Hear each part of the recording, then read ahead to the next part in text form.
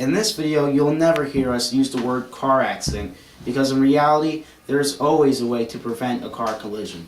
We'll either use the word collision or crash. Now really, in every car crash, there's two collisions.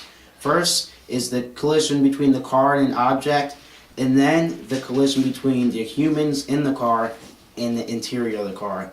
And that's usually where injury or death occurs. Now there are many types of car collisions, and in this video we'll discuss 5.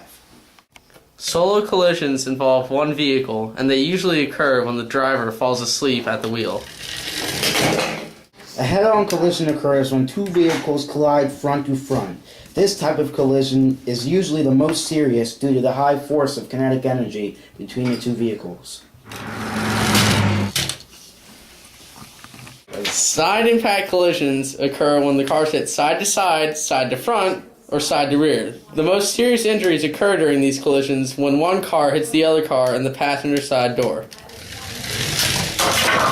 Rear-end collisions. Rear-end collisions occur when the front of one car impacts another vehicle from behind. This type of crash results in the most damage when the vehicle impacted is not moving. A chain reaction is a series of collisions involving vehicles that impact one after another. In most cases, chain reactions involve rear-end collisions. These are most common on highways and freeways where cars are driving close together at high speeds or in conditions of low visibility. Now! There is also another very important aspect of collisions, which is what to do after the collision occurs. Oh no. I didn't see that guy. Oh my goodness, I can't believe this. What an idiot, dude! Did you see what he did to my car? I'm sorry, I didn't see. I didn't see you. Calm down. Wait.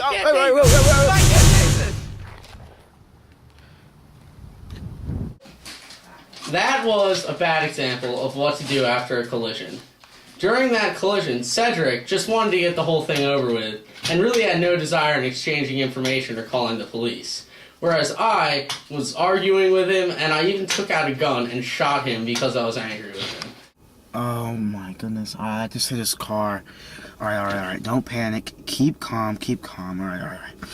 Alright. First thing first, alright, I'm stopped at the side of the road. Need to turn my hazard lights on. Alright, good. Let me get my insurance and my driver's license. He's going to need to see that. Oh my goodness.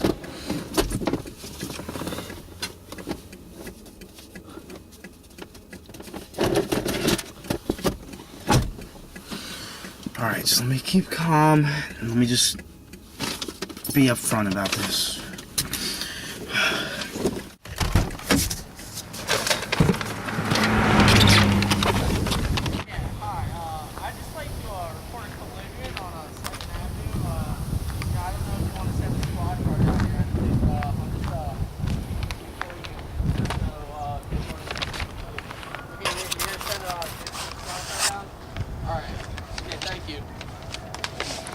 Hey sir, how you doing? My name's Cedric. Yeah, I'm Tom. I'm so sorry. That was probably my fault. It could have gone either way, man. Could have gone either way.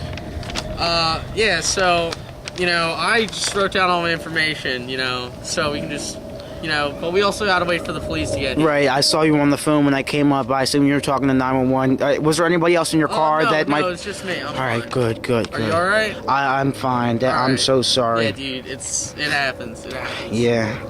Alright, so we just gotta wait for the police to come, but for now, do you have your insurance information? Yeah, Is that I got it right there? Here. Okay. Alright, let's exchange that. Alright, so I'll just wait over here. You can go back and wait in your car alright. or whatever, and then we'll just get the settled when the police come. I just saw it's good. Allstate, you're in good hands. Yeah, okay. Alright.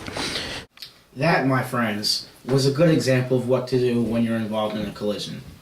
I even though I hit Tom's car, I kept myself together, turned on my hazard lights, made sure I was at the side of the road, got my insurance information, wrote down all my personal information, such as my name and phone number and, general contact information.